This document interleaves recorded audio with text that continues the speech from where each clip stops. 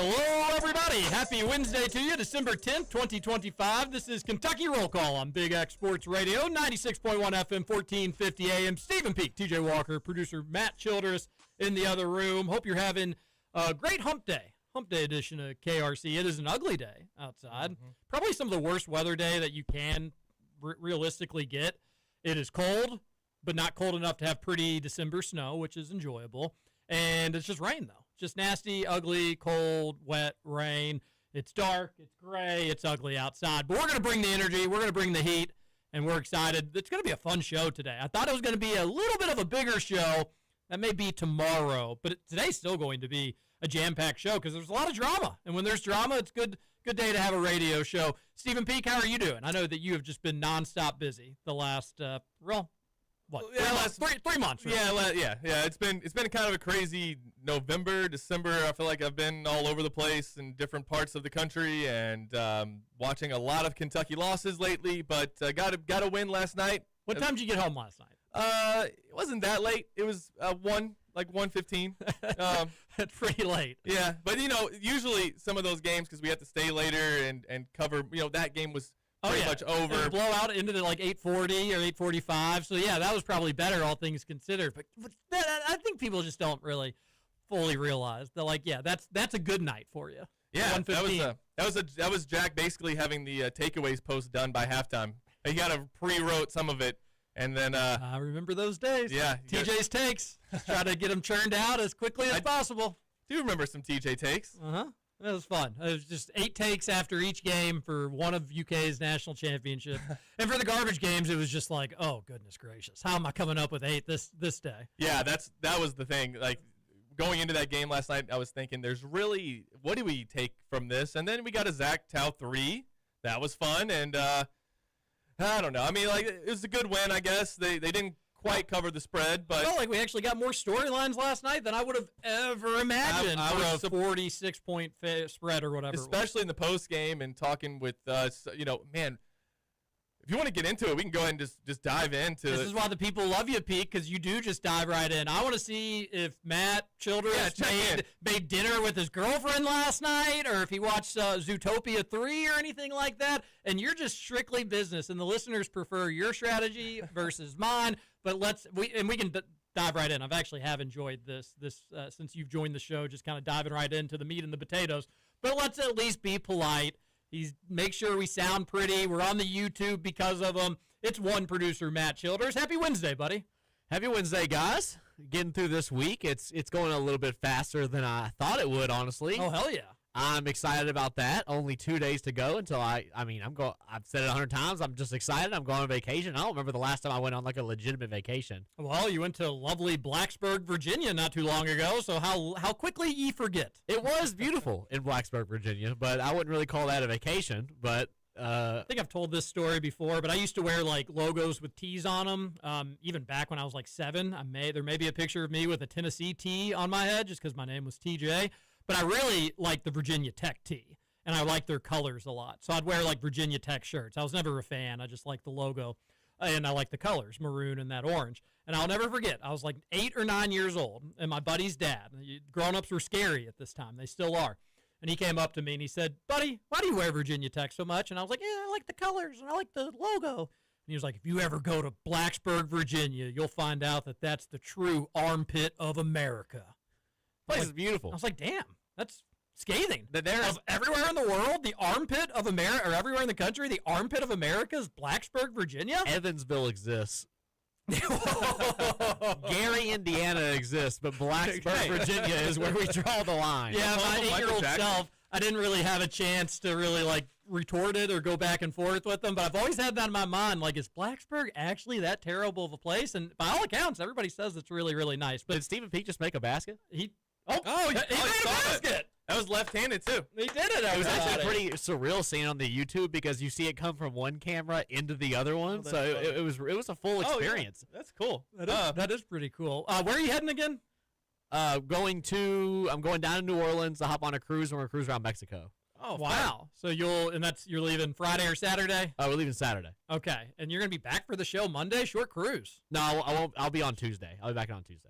Wait a minute, I was just joking. Will you really be back on Tuesday? Not this, like the next Tuesday. The 22nd is the day we come back. So the your 23rd. cruise isn't just a 2-day cruise. No, it's not just a 2-day cruise. By cruise, I meant we're just like going to take a car down there and just drive around for 2 days. 3-hour cruise through the French Quarter, then straight back up by 65. I got to be back on the radio, man. I can't trust you to run the show anymore. Doesn't take you straight to New Orleans, but it'll get you a good bit of a way. You're right about that. You don't want old TJ doing the producing anymore, but that's so sweet. All right, so you'll be gone, and right before Christmas, so it basically probably feels like you're just not doing any work at all in December. Not really. I'm kind of exempt. I actually was going to ask you guys what your all's plan is for the week of Christmas. Yes, we probably need to figure that out. I think that would be no better time than for our listeners on the air. I meant we could do it after, so but I was just meant to ask you. The 24th, 25th, and 26th, I'd almost just go ahead and say that we're going to be off those days. And then, I don't know, probably 22nd and 23rd, we should likely come in. Oh, Captain, my Captain. That just looks like looking at the calendar, that probably seems like, if I was a boss, and I'm not, but if I were a boss and I ran a company, I would definitely give people off the 24th, the 25th, and 26th, and say, come in 22nd, 23rd. You're not going to do any work. We know that, but just come in. You're different than me. If I was a boss, just letting anybody out there, some real investors, we're not working. You're just getting paid, guys. If the billionaires don't got to pay taxes, you guys don't got to work. Where the infrastructure is just going to go down under me, I'll tell you that. Churchill Downs, they don't have to pay taxes. And then you'd be back in the office for Monday, Tuesday, and then you're having a half day on New Year's Eve. I'm sorry. But you are off the 1st and the 2nd. That'd be sweet. You get off 3 days one week, and then you get off 2 days the next week. Be pretty incredible. Pretty incredible. Nice. Holiday season, it's the absolute best. It's a little bit better when the Cats are rocking and rolling, which they did last night, which we expected. They didn't cover, but they won. It was never in doubt. Looked good doing it. 12 threes was fun. They maybe the first 5 or 10 minutes was a little rocky. Maybe you allowed North Carolina Central to hang around a little bit more, but exactly what you want against a garbage opponent. And to Kentucky's credit, they've done that every garbage opponent this season. They haven't messed around. They haven't made things too interesting. They haven't had an awkward halftime or anything like that. Mm-hmm. Against inferior opponents, they take care of business. And it almost makes what they do against Power 5 opponents more head-scratching because they look like a cohesive, more times than not, connected basketball team when things are easy. And then when things don't get easy, everything melts apart. Last night, it was always easy. However, there were some interesting moments. Jalen Lowe. We don't see him until second half. Yep. Cam Williams, we don't see him until the second half. And scuttlebutt on that. With Jalen Lowe, you did have Goose mention he left practice early on Monday. He was sick. Maybe that has something to do with it. Maybe it doesn't have anything to do with it. Could, yeah. The Cam Williams thing just certainly seemed like a suspension. You didn't hear any excuses from the radio broadcast there. And more interesting than those two things, although that's debatable, I guess to each their own, the Brandon Garrison situation, which first and foremost, Brandon Garrison has just struggled this year. I'm going to try to, I said this on the postgame show, you try to be respectful, but you also just need to be truthful in this, and I do think there's a line. I'm going to do my best to stay on that path. If you feel like I'm being too mean to BG, let me know, and maybe I can reel it back in. But that's not going to be my intent. But he's not good, and he hasn't had a good year, and he's had a rough year. Yeah, that's putting it kindly, isn't it? 5 minutes into the game, Pete, for some reason, Pope plays Marino and BG together. I don't want to, again, just my opinion, I don't want to see BG at all, unless, Marino needs a 2-minute break or there's terrible foul trouble. I really don't want to see him on the floor at all, let alone 5 minutes into a game. Granted, a meaningless game that you're going to win, but that's the time you think, all right, let's play these two bigs together. This is a good idea. And sure enough, it's a disaster. The lineup doesn't produce a lot of results. It's ugly and hard to watch, and then you get that BG moment, an infamous BG moment that maybe we look back, potentially change the season, potentially change Pope. He's doing nothing of importance at the elbow near the perimeter, kind of fumbling the ball around a little bit. Weak hands, not strong, gets the ball poked away from him by a North Carolina Central defender. Brandon Garrison's confused. Where'd the ball go? I just had it. Oh, no, it's not here anymore. He is slow as always, just looking around. Well, it's not up in the rafters. It's not up on the ground. Where the heck could this thing go? And he eventually figures it out that another player has it, and is going the other way, about ready to score. Brandon Garrison realizes, I need to start running. But does he? Well, maybe I need to start walking fast is the way I should say it. Like you go across a crosswalk. A slow jog. You see the Eagles take off running much faster than he is, and he's just going through the motions. They score, and there's a timeout by Mark Pope. There's a freak out by Mark Pope. Yes. There's a chew out by Mark Pope. There's a get your ass on the bench by Mark Pope.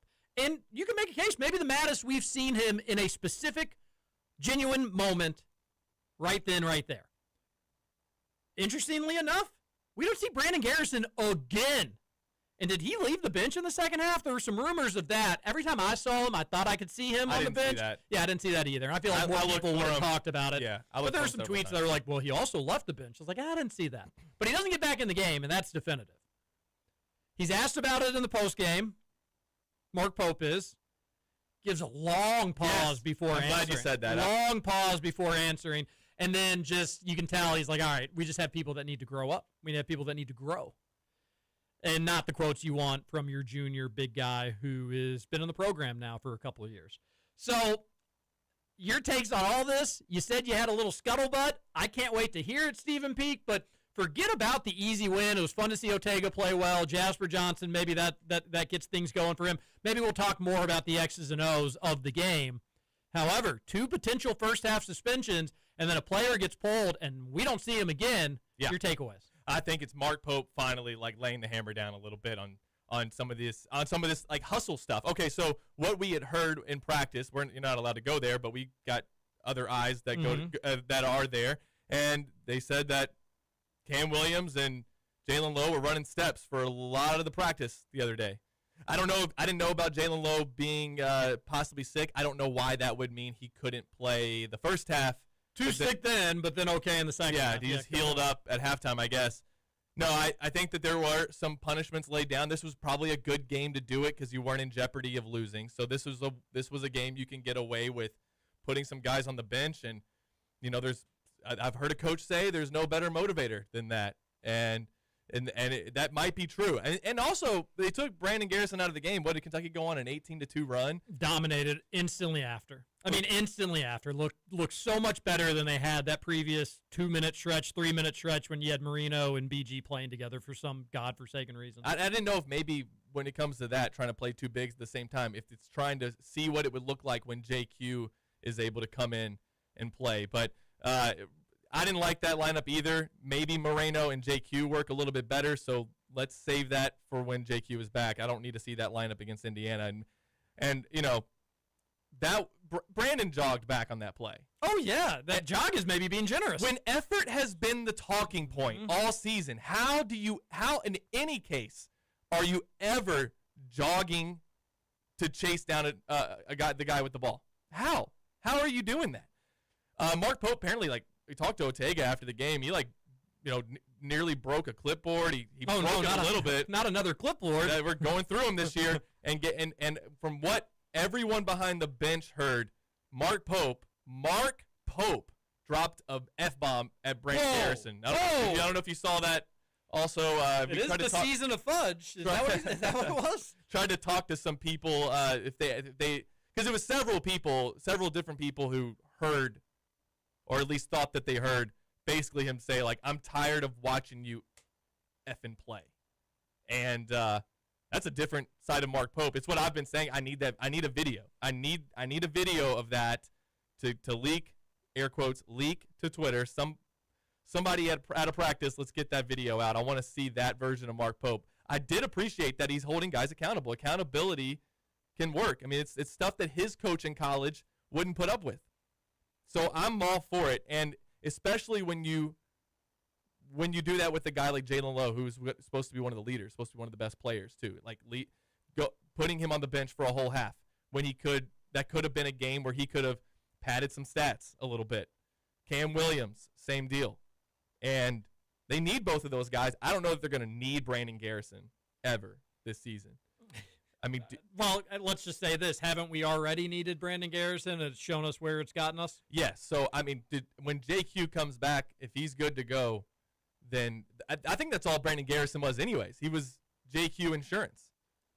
And now once he comes back, and if he's good to play the rest of the season, I'm sorry, I don't need to see Brandon Garrison unless there's something crazy happening with either foul trouble or an injury. There probably is a different world where UK they're weighing all their options in the portal and they realize they can get JQ.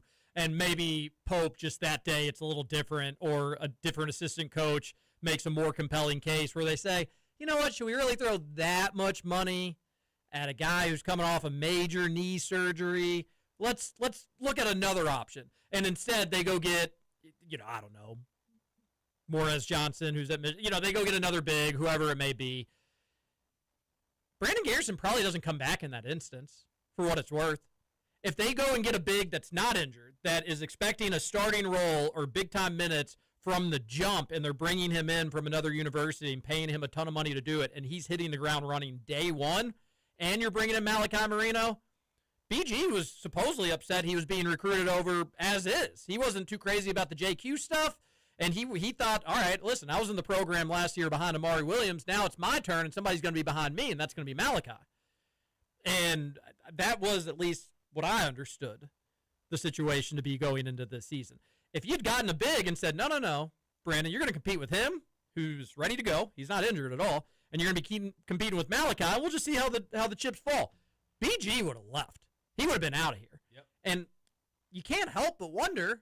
Now, we'll see with JQ when he comes back, what he brings to the table, and I hope there's a March Saturday or a Sunday or an April Monday where we say, they made just such a genius decision holding out and waiting and going and getting JQ, and I hope that comes to fruition. However, the BG experience has been a nightmare, an absolute nightmare, and you may need him in a minute or two. I'm not saying we're not going to see him on the court again. We almost certainly will. Last night needs to be the end-all, be-all. You can't rely on him for meaningful minutes in any capacity. Yeah. It's working? There we go. There we go. I never had to go out in the middle of it. That's a new one. Yeah. You mentioned it. That was an angry Mark Pope in that press conference. It wasn't as defeated as we saw him in New York City, but that was just as frustrated, disappointed as I've seen him in his time at Kentucky so far. You mentioned that pause before he answered the BG question. The question before that, where he was talking about accountability, holding guys accountable, keeping them off the floor for a whole half, he paused there too, and you could almost see it in his body language.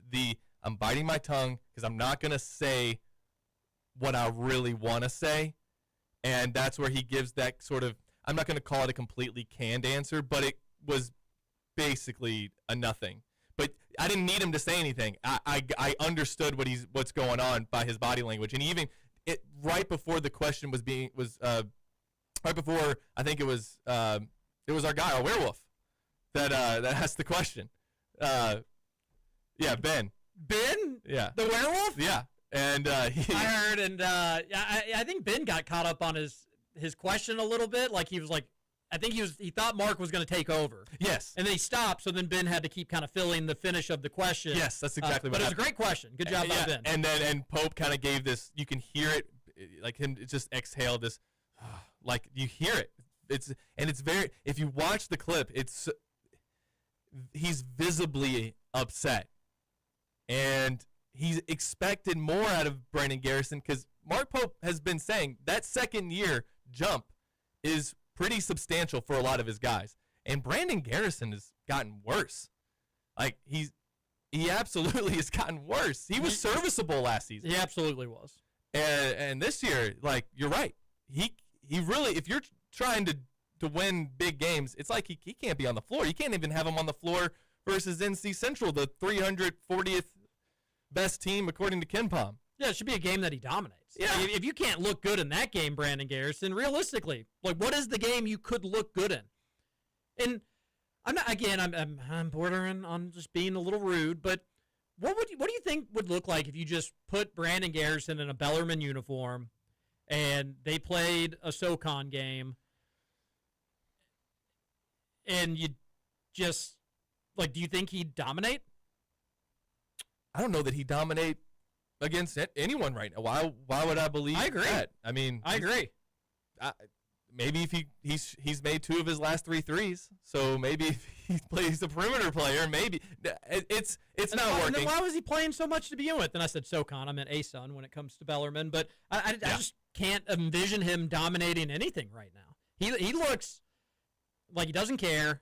Looks like mentally he's totally checked out. Looks like he doesn't like what evidence do we have that he likes his teammates or anything like that? But there's not like he's going up and high-fiving people and smiling and like hugging somebody after a big dunk or anything like that. Of course not. I mean, I think it was Field of 68. They didn't say who they were talking about, but Rob Doster was saying, Ortega's been a disappointment, but there's one guy that Pope might need to look at, just saying, hey, do you even want to be here? He didn't say who it was. Can you take a guess who you think it might have been? Yeah, no, I mean, I got a pretty good guess who it was. But I guess that what I come back to and how this could fall on Pope is, why did you ever get in a position where Brandon Garrison has caused things to fall apart in this capacity? And no, it's not fair to Brandon to blame every issue it's not on all him, obviously. However, you have been asking a lot out of this dude, and time again, he hasn't delivered. So why would you be in this position to... I think he liked how he'd run zoom action and how he's able to make passes. That's the one thing that he was it's one thing he was decent at last year. He wasn't anywhere as good as Amari Williams, but I think what he was thinking was he will make that jump his second year. He will be as good, if not even better, than Amari Williams at running this zoom action that Pope likes to run, because it's his second year of it. He threw a pass yesterday that was super lazy. Mm-hmm. Just trying to, it's like a pass that you see people make at freaking YMCA, like just that, like I'm going to put a little English on it and spin it to my guy. And it was so lazy. Guy came in, tipped it away. Another turnover. I mean, that the one thing that he was supposed to be good at this year, he's not even good at that. And he's getting paid quite a bit of money to play here. So I know this has been like the first segment has just been a Brandon Garrison bashing. I hope that he figures it out. I hope that he gets a better attitude. I hope that I hope Mark Pope gets through to him this way, and maybe by sitting on the bench in a game that you go into thinking like I can put up a lot of numbers. I can out tall everybody at least, and you're not able to do that because you're on the bench. Maybe that'll get through to him. And there was some other good stuff from last night. There were some good things. I thought Ortega Owe calling a shot, saying this is going to be a season that we all remember. I thought that was a good line from Ortega. He was, and Pope said as much too. Pope has been saying we will be proud of this team. Yeah. We're not yet. He said yet. It's the greatest word in the English dictionary, I think he said.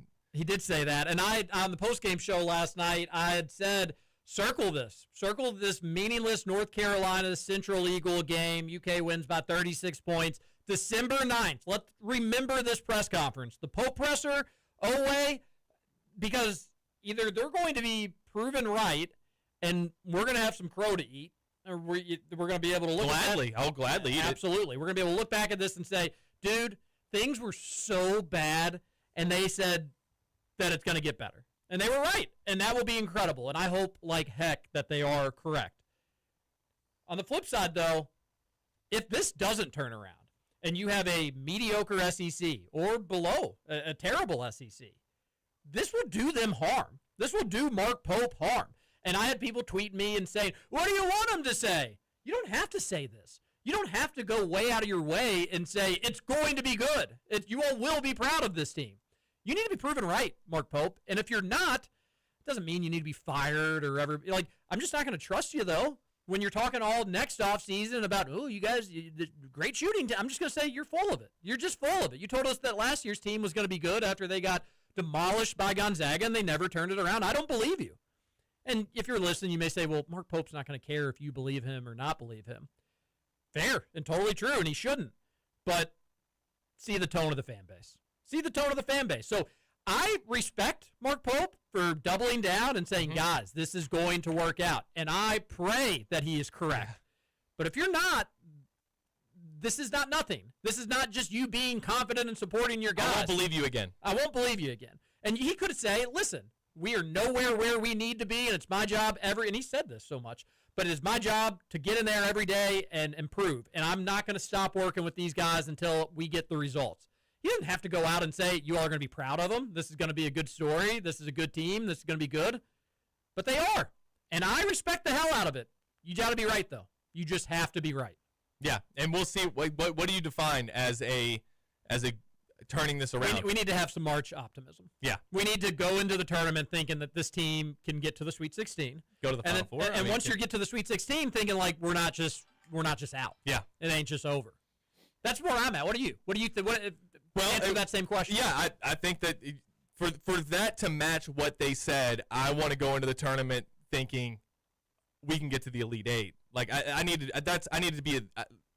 to be able to have confidence that the Elite Eight is not only possible but probable, and then you're one upset away from going to the Final Four. That's what I need, because that was the expectations for this team was national championship. So if you're telling me you're going to get it corrected and get it right, well, getting it right is getting to the Final Four, correct? I mean, or winning the SEC or winning the SEC tournament.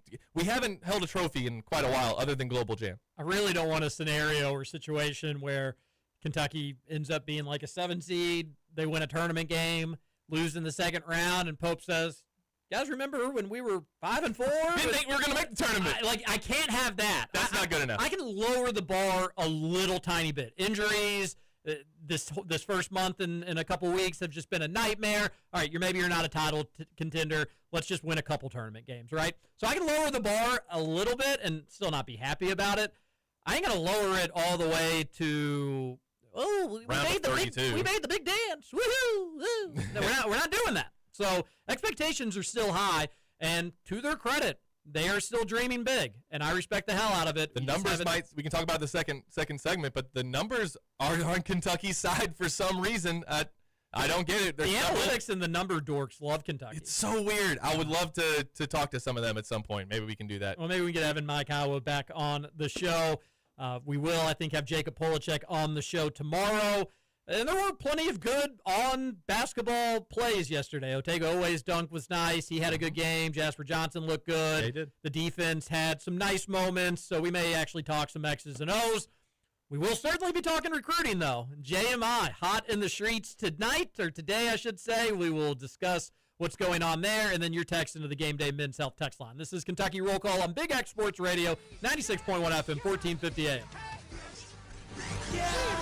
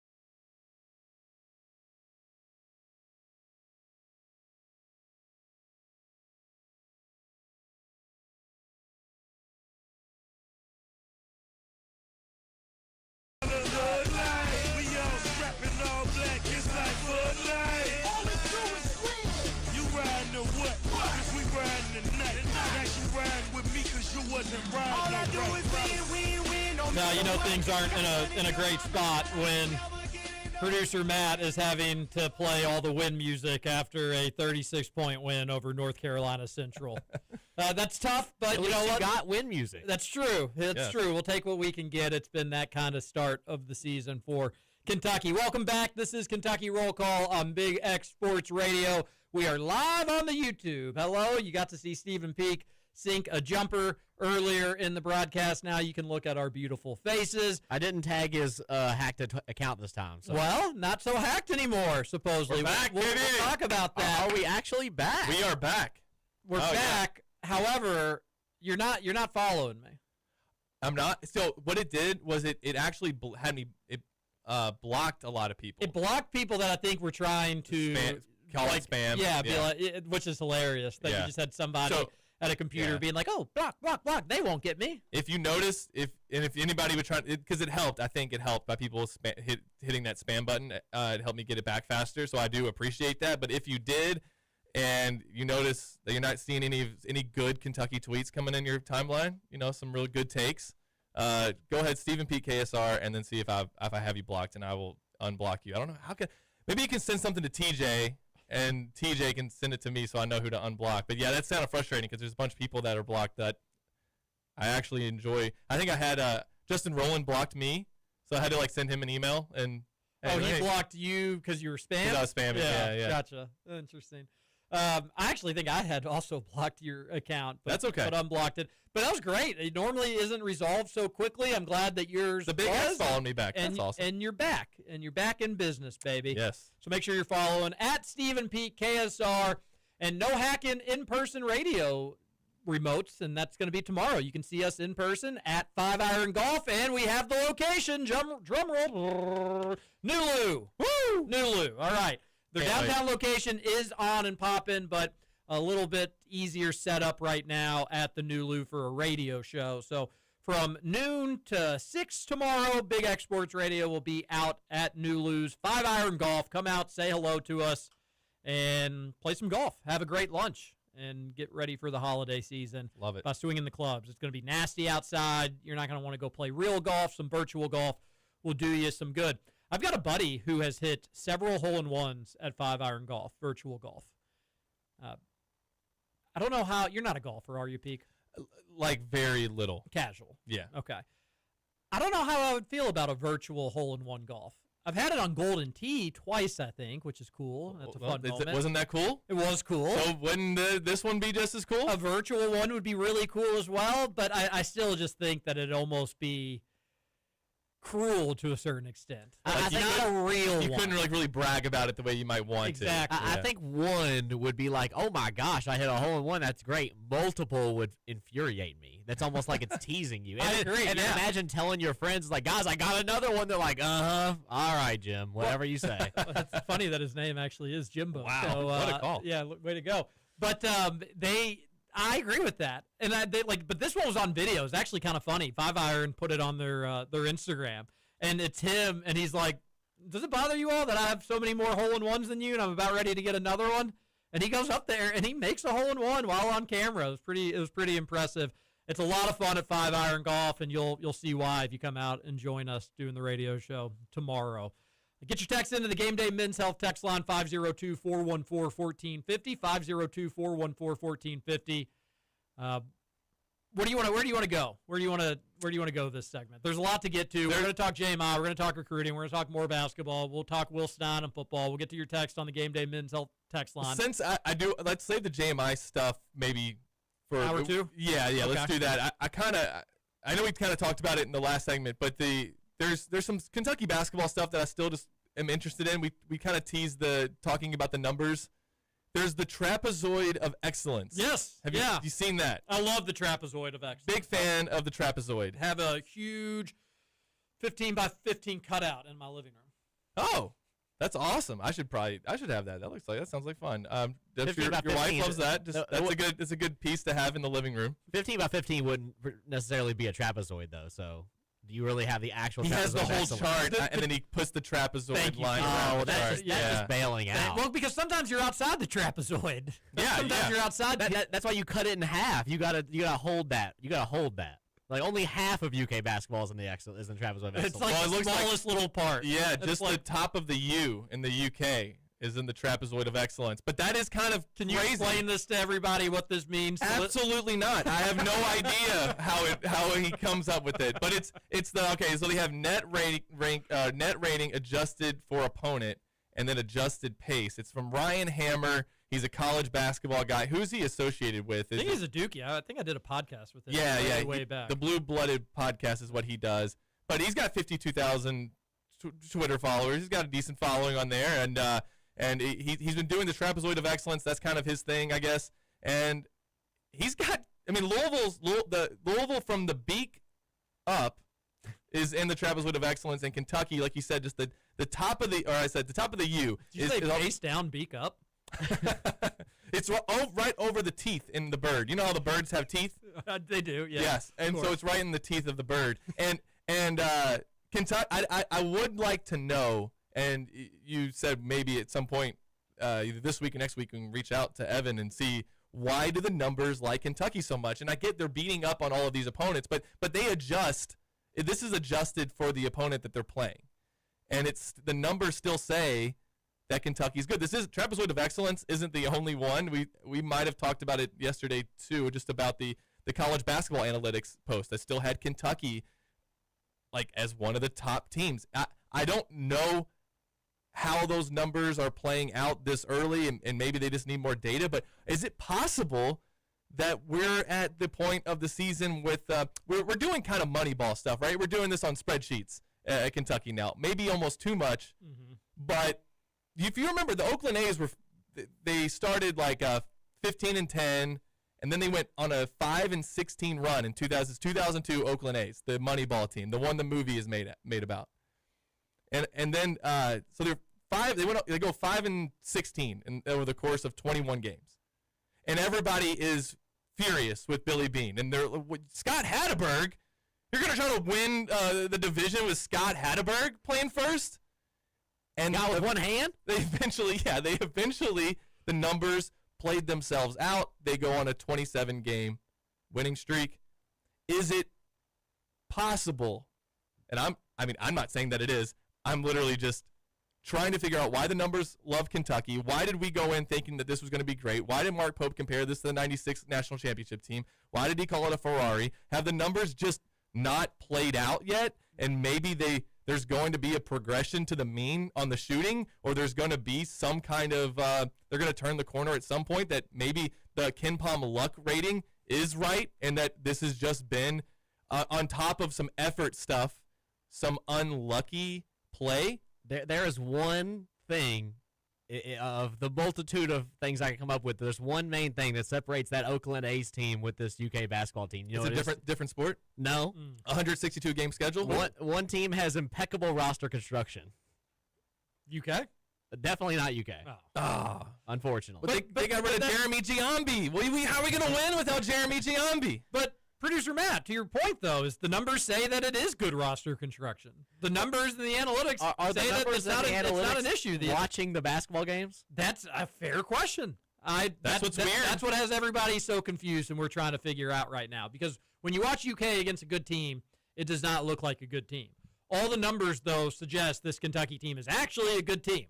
So what's probably going to end up happening is eventually the numbers will correct, but also Kentucky will correct a little bit. And it probably will end up being that Kentucky's an above-average, okay team. That's where I think this probably goes out. Do you think that Mark Pope has that he's wrestling with the idea? Because I think in that movie it was the same thing. It was like, do I believe in these numbers with all my heart and willing to suck if it doesn't work, and if it doesn't work out, and willing to look terrible if it doesn't work out?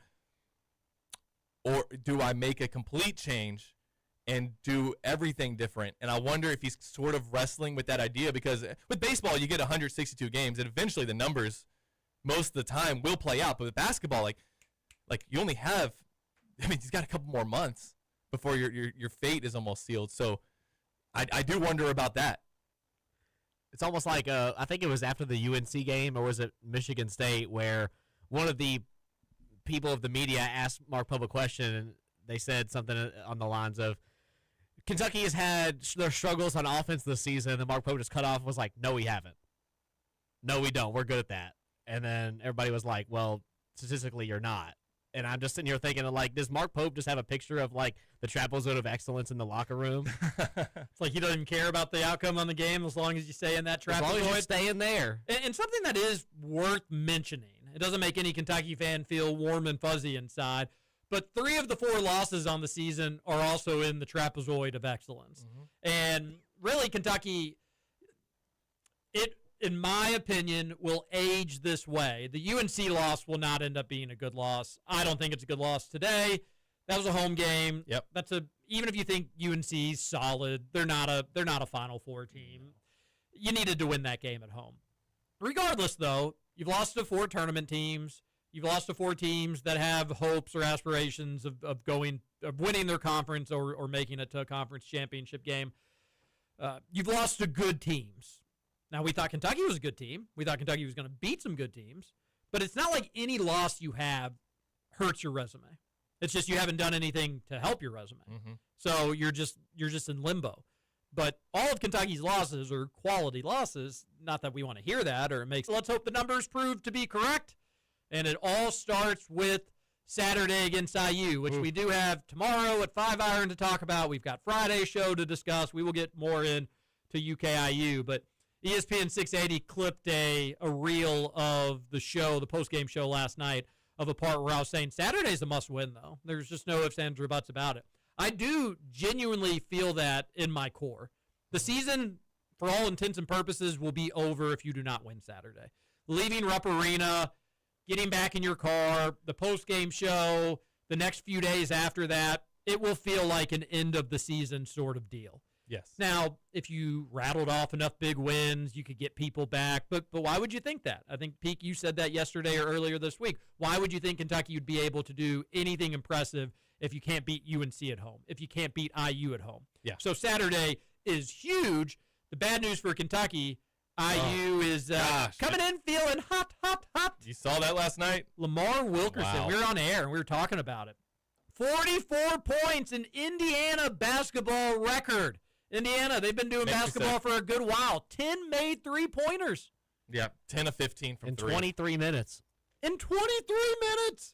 He had like 22 points in the first 12 minutes of the game. 73% from the field.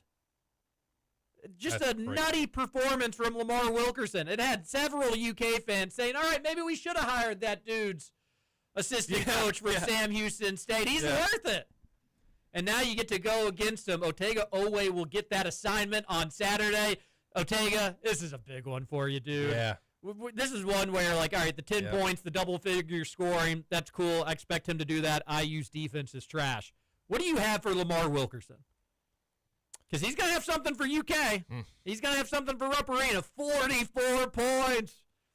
I can't wait for that game Saturday. Cats have to win it, though. They have to win it. Have to. I mean, again, I said this for the North Carolina game and the Gonzaga game, and everybody said, oh, it's crazy. How can you have a must-win on December 2nd? Well, I mean, this is why it was a must-win December 2nd, because it gave you a little bit of grace if you lost to Gonzaga, and if you would have beaten Gonzaga, which they were so close, TJ, and if you could have pulled that game out, just ran out of time. Ball bounced the other way. Yeah. If you could have beaten that one, then but each loss now puts pressure on that next big game. So, yeah, it's a must-win. It's a must-win for seeding. It's a must-win for making the tournament because, like you said, you don't have a resume right now.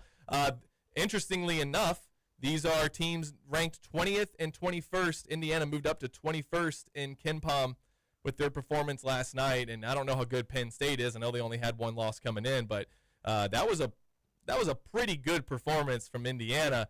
And Otega, you're right. I mean, got to figure out how to shut down Lamar Wilkerson. They did a pretty good job on Caleb Wilson because that was the other thing when they Carolina came in with a recruit that I thought Kentucky was going to land. Probably really nice defense against UNC. Yeah, Andrea Yelovich did a great job on Caleb, and so Otega shut down Lamar Wilkerson because if that dude goes off in Rupp and Kentucky loses, this fan base is going to be apoplectic. I mean, you thought it was bad in the Gonzaga game, and maybe it won't get as bad because that's just a different different fan base, different part of the fan base that shows up in Nashville than has season tickets in Rupp Arena. But there was a couple times last night where some people started to boo pretty early, and I was thinking, let's just effort and energy. Yeah, and I get it. I get it. I just don't. What I'm worried about is people that were booing last night. There was a just few. at the beginning, and it was like there was a little stretch in the first 4 or 5 minutes where North Carolina Central was scoring a little too easy. Yeah, they still, yeah. Andre Yelovich was totally out of position on one defensive play. I think he gave up an and one on it. And then, of course, you had Brandon Garrison and Malachi Marino playing together, which I was booing at that point, just in my basement. My daughter was looking at me a little funny. But imagine you're in your basement by yourself. Daughter's like, Daddy, what's wrong? Just constant. Brandon Garrison and Malachi playing together. Get them out. I wish we can get I want to get a camera on TJ Walker for one of these games. Do a watch along. That'd be fun. This needs to be a win. It does. And I do think that if that does happen, there will be boo birds again in Rupp Arena. I just don't want it to be a part of our culture, really. I think we got it all out in Nashville. That was disgusting. I'd say 30 to 40% of that building was booing, maybe more. You might know, you were within the crowd. You might know better than me, but I didn't like it last night because I was like, all right, let's just let this one play out, and if it's deserved, we'll find out Saturday. Like that's I don't know. I had mixed emotions about the whole booing thing. Like, on one hand, I absolutely understand it, especially when you consider all the money that was spent in Nashville and all that, and then lack of effort. And then as I went back and watched the game, I was like, all right, how much of this is effort and how much of this is what'd you decide? Lack of concentration. I mean, it's both, but I didn't think that – I thought Jalen Lowe was giving effort. I thought he was diving for loose balls. He was setting screens with his bad shoulder. It was like a couple of guys and that weren't showing effort, or they were lacking concentration, which is kind of an effort thing in a way, and just having better spatial awareness and bad shot selection. All that stuff is I think it's justified to boo those things. It's more difficult to be like, these guys just aren't good. They're just not making shots right now. And I'm upset. I'm gonna boo. I mean, I looked at it. The boos came in Nashville at 17 minutes 58 seconds. I don't think that was because everyone was fed up with the lack of effort. Now it was. I don't know. I was there, and it was pretty early in that game where you were there too. But it was pretty early in that game where just like, are they playing the same sport? Well, what's going on? It was a one-handed pass from Ortega that went out of bounds, and that's when the boos really came in. That was 17 minutes 58 seconds to go. So it was like that. It was a lazy pass. We just had Cam Williams had the ball go off his hands and hit a referee. So that it just looked like a disaster out there. So I mean, look, I fully understood it. Last night I thought they came a little early. And it wasn't that many people, but it was just like I think that we kind of okayed it for that game, and I was just afraid that people were going to take that and be like, okay, we're free to do this every game now until they win a few in a row. But the last time I checked, we are free, baby, in this country. We are whatever we want. You can absolutely do. I'm not even holding them. The sentiment. But here's the deal: like, if you're losing by 10 against IU, you're probably going to hear boos at Rupp Arena. I totally agree with that. That's going to happen, and I won't be mad at them for doing it. We didn't hear any boos. Like, they had to earn the boos, right? There weren't boos going into that first Champions Classic game. There weren't boos at that Michigan. Well, the next one after that. Mm-hmm. Who was it? Louisville, Michigan State, Gonzaga, or North Carolina before Gonzaga. Yeah, there was no booing in the North Carolina game. They had to earn the boos, and they eventually got there. And unfortunately, now they'll need to earn no boos. But I do agree. Don't go into the game and they miss one shot and everybody freaks out. But do whatever you want, I suppose. Let's read some text on the Game Day Men's Health text line, 502-414-1450. Game Day Men's Health, the redefining men's wellness. No shortcuts, just results at Game Day Men's Health. 2026, right around the corner. Get your body feeling right. Get yourself where you want to be at GameDayMen'sHealth.com. A texter on the show, 502-414, says, hey, TJ, podcast listener, love the show. I know you all are going to crush JMI today, but I just had a quick point. For all the people saying the money is there, why is JMI an issue now? JMI took over in the summer after the old collective set all the current nil deal. All right, hold on. Let's table that for hour two. because we don't have 3 minutes right now to get into that. Yeah. We will talk JMI. We will talk UK. We will talk Mitch Barnhart. You're not going to want to miss that conversation. There's so much chatter going on, it's hard to keep up, so we have issues with JMI, says one texter. Is it a done deal that we're not getting Stokes or Collins due to these issues, or do we have time to turn it around? If Mitch and JMI get their heads out of their hiney. They didn't say hiney, says Des Moines guy. We will get to that in hour number 2. Pete, what do you think people want to talk about today? Yeah, I know. This is the biggest thing on Twitter right now, and also on KS Board, and probably will be again. It probably will. Like, I think tonight. The funny thing is, there's only one way to stop all the noise. Win? No, there's only one. Well, yeah. Yeah, that would help. Sure. Okay, actually, all right. There's 3 ways. Okay. There's 3 ways. There's 3 ways. Win. Love that one. That's a big one. 2. This goes along with winning, right? Land recruits. That's a big one. Yeah. Those 2 things would really take care of a lot of these issues. Number 3 is actually what I was alluding to. Mitch Barnhart needs to talk. Yep. And I know one person, but the good thing is he talks all the time. So this will be nothing for him to get out there and talk. Exactly. He's very friendly. He never gets too flustered or angry and starts to cry or wet his pants. He's very professional.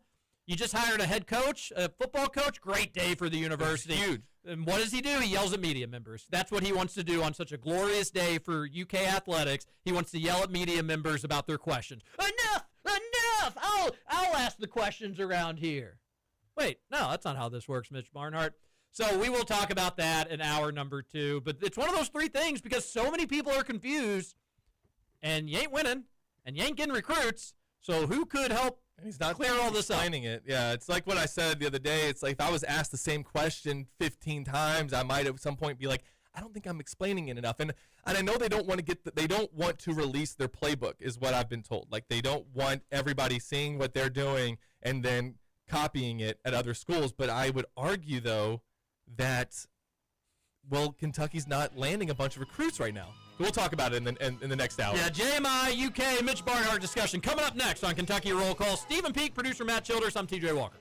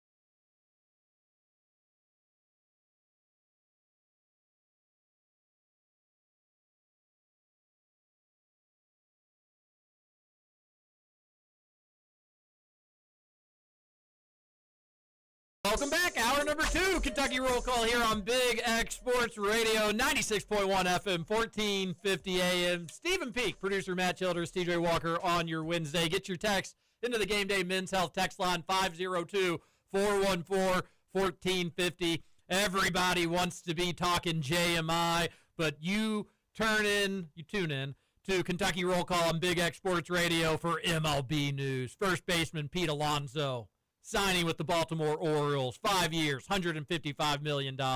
He was considering the Red Sox.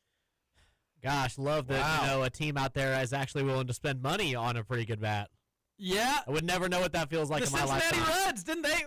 What happened yesterday with the Reds, producer Matt? Kyle Schwarber himself came out and was like, I've lived around Cincinnati. I've been a Cincinnati fan when I grew up. People found tweets of him. Bring him home. LOL, of course the Reds do this from like 2011. Like, this dude's a Reds fan. Said he wants to play for the Reds before he retires.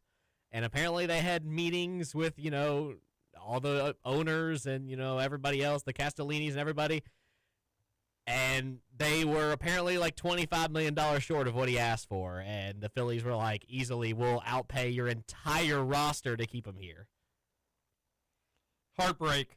And then I saw the report that the Reds just aren't going to go get another big free agent or anything. They're just done. They said, we're okay. Well, they actually came out and said the only reason they were going to even bring him in, because he was going to be around 125, 150 million total for about 5 years, which, if you haven't done enough research, the Reds' whole roster is about 120. So he would have made more than everybody combined.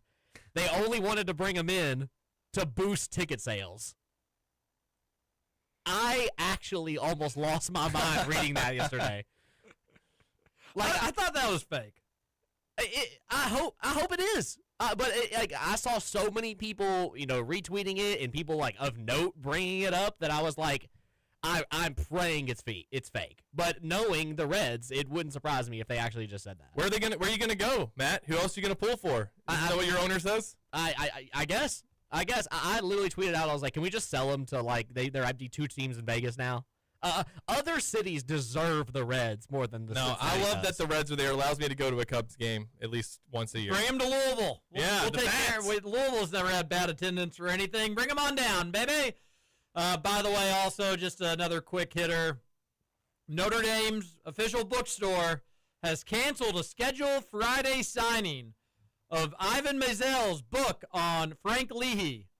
Ivan, a member of the College Football Playoff Selection Committee, says, I'm disappointed. I look forward to hearing people out and talking about my books. Notre Dame canceling book signings of people on the College Football Playoff Committee. They are so lame. They are having such a terrible week.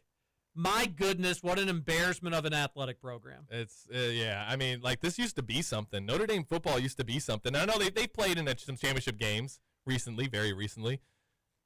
That's embarrassing. Notre Dame is the little kid that you grew up with, that, like, you guys were in kindergarten playing blocks or cars with, and then you beat him in whatever game you're playing, and he just breaks it. He just breaks the toy, and you're like, well, none of us is playing with it anymore. That's Notre Dame. Yeah. The whole thing, I don't like that any team is there's been several, it's not just Notre Dame, passing up on bowl games. Because what I would give TJ for my team to get to play in a bowl game, it feels like they're just taking it for granted. They don't know how good they have it. I mean, come on. Do you want that to be the last game for some of your seniors who had such a great run for your school?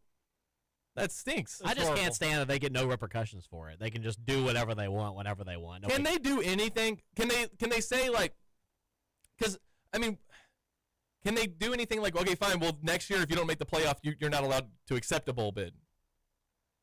That would be nice. There have been some proposals or people kicking that around. I was listening to Spears on Sports 10 to 11 today on Big X Sports Radio. They were going through the bowl games. Obviously, Notre Dame is too chicken to play in any. I thought that they were just making up bowl game names. And maybe that could be like a show segment or a thing that we do, make up a bowl name or a real one. Boise State, Washington, the Bucked Up L.A. Bowl. That's a real thing. Oh, I thought you were getting creative already. Nope. Troy, Jacksonville State, IS4S Salute to Veterans Bowl. You've got the Staff DNA Cure Bowl. That sounds gross. No thank you. That sounds awful. 68 Ventures Bowl. More like 68 Dentures Bowl. Am I right? Got him. The Xbox Bowl. Is there a Ring of Death Bowl? Myrtle Beach Bowl. That one sounds fun. let's see. The college football playoff games are just the college football playoff games. The Bush's Beans Boca Raton Bowl. Ayo! Toledo versus U of L. You can feel the excitement for that one. Hey, Toledo's tough, Matt. I know. They're I a saw tough out. We got tape on them. The New Orleans Bowl. That one's just New Orleans. Good on New Orleans. No gimmicks, no fun. Straight to the chest. Yeah, exactly. There's just the good old-fashioned rate bowl. No, wait. Yeah, he said rate. Okay. Right? Okay, just making sure. Not Great Bowl. I know that's what you were thinking, That's Matt. what I thought he was saying. It was great. Snoop Dogg Arizona Bowl. That would be a packed bowl, I'm sure. What was it? Zing! Thank you. Yeah. Dang. Did you think of that before you came in here Probably today? would be a stinky bowl, I would imagine, on the CW. I think things are going to be moving a little slower on the CW and the Snoop Dogg Bowl, if you know what I mean. I don't know. Dudes would probably be lighting each other up out there. Yeah. Oh, yeah. High scoring. All right. Weed. You have, okay, that's about it. The J-Lab Birmingham Bowl. Who made the Music City Bowl this year? The Music City Bowl, Tennessee versus Illinois. That's hilarious, by the way. What? Tennessee, the most underachieving, think they're great program in the history of college football. I said it before the season started. They have to do something. They have to go to the semifinals again at some point. They should back out. They really should. That's such a loser program, and I'm so sick of you can't talk about football. You're Kentucky about they get in my mentions about basketball, and Kentucky's in a 6-year stretch of the worst Kentucky basketball in history, and they beat Tennessee every single year during that 6-year stretch. So in Kentucky's worst years, they still beat up on Tennessee. We'll see what happens this year. I still am confident they'll beat them at least once. Unless they're in the tournament. And unless they're in the tournament, Slow Matt. down. Yeah. Come on, we can't beat them three times is tough. I'm not saying Tennessee's a bad basketball team, but obviously the lack of Final Fours is jarring considering they have had so much talent. But they're so underachieving in the sport that they're supposed to be good at. And the Music City Bowl is hilarious to me. That's I keep hearing from Tennessee fans how they're back.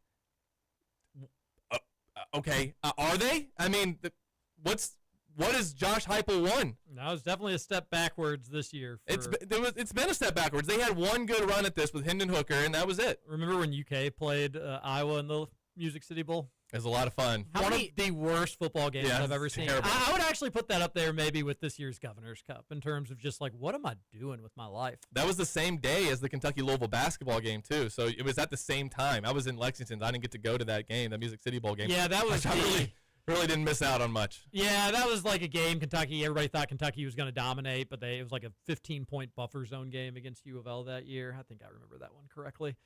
All right, 502-414-1450, Game Day Men's Health. Any loose ends you want to tie up, Producer Matt, before we get into JMI, Mitch Barnhart, UK? How many years ago was it that Tennessee was number one in the country in football? It was supposed to be in the 2022. That's kind of embarrassing. And I was told that they were back. They finally were able to beat Nick Saban. I don't remember them being number one, if we're being honest. Was it pretty short-lived? Either they were number one or number two. They were number one, I think, for literally They played Georgia, lost, and then that was it. So they might have been number one for. It's actually, I think it's when they beat Kentucky. I think they beat Kentucky. It was like 44-6, and then they jumped to number one, I think, and then it was the next week maybe they played Georgia and got beat. But it was when they had that lucky field goal against Alabama, the one that was blocked and it snuck over the bar. And good for them. That is their national championship. Literally, that's the hang the banner moment for them from the last.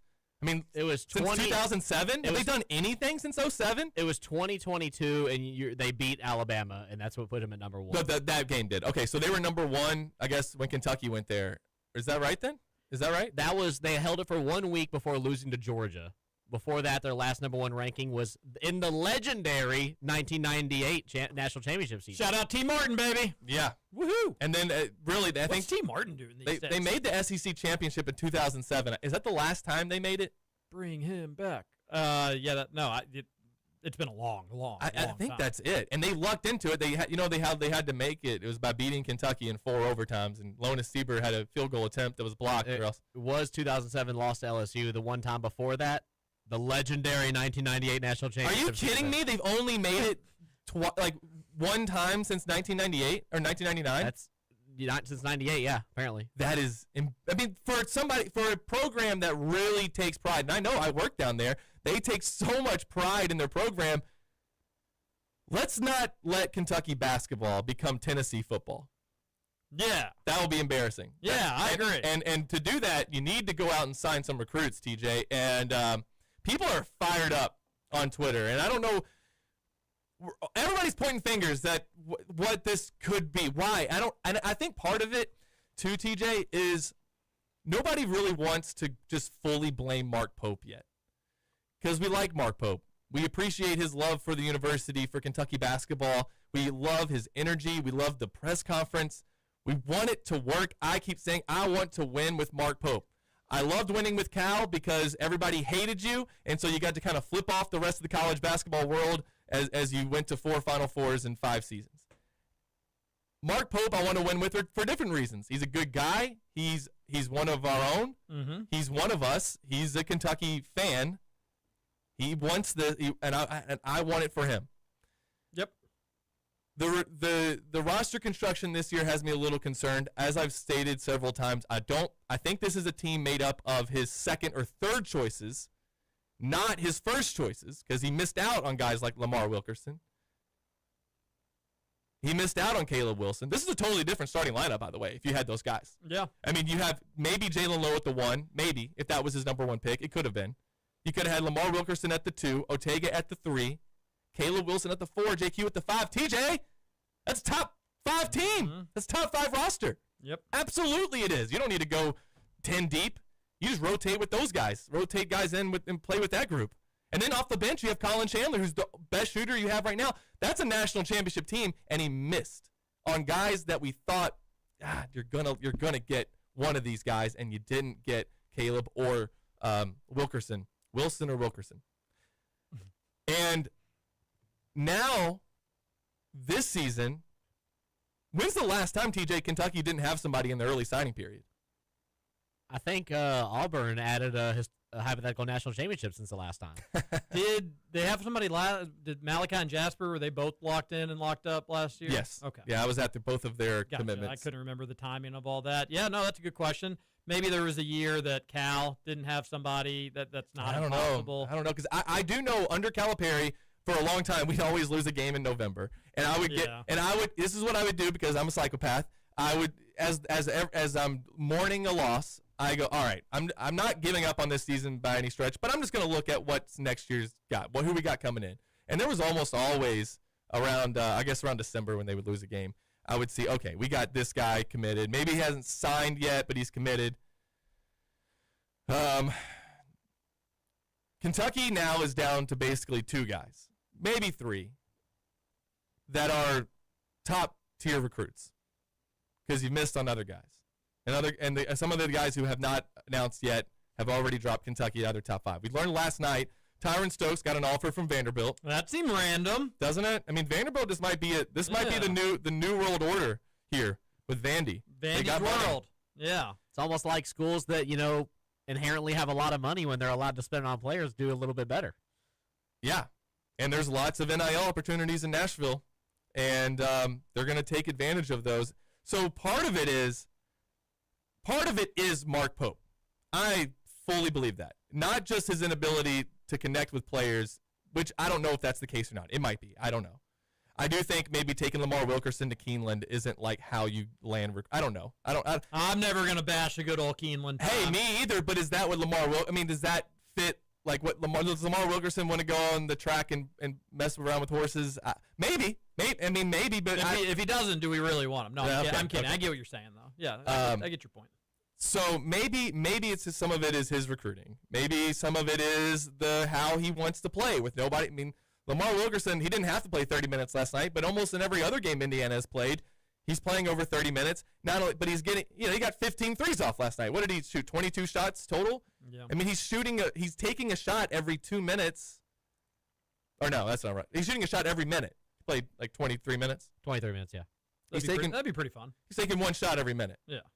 Players probably like that. They probably enjoy that. That's probably a good selling point. He's pulling up on the offense, and it's like that rabbit meme holding the clock. He's just like, tick-tock. It's time. Yeah, time for me to shoot. Time to go. Ultimate green light. I mean, not that he wouldn't have that with Mark Pope. All of his players do, clearly.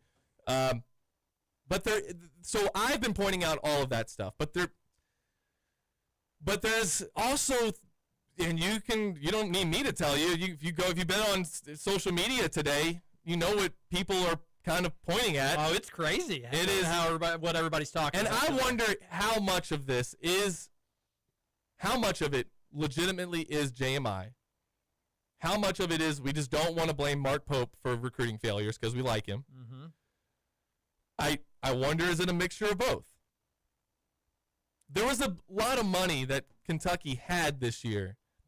I guess the argument is that if it is restricted, I don't really understand the deal. And I think that's kind of your point, TJ. It was your point earlier about press conferences and Mitch Barnhart and the answer and how you answer the question.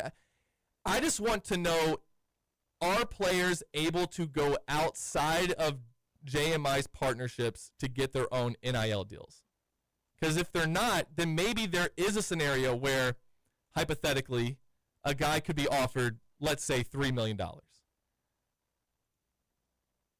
But he could get more money because he already has maybe connections, already some partnerships lined up with other businesses that he can make even more money than that, but he can't because they don't do business with JMI and JMI may not let them. Now, I don't know if that's the case because I don't understand the whole contract. We're not getting any clarity. There's no transparency with any of this stuff. It's frustrating when you try to ask the athletic director, somebody that seemingly would know the answers to this stuff. He gets super defensive, combative, and short with the media members.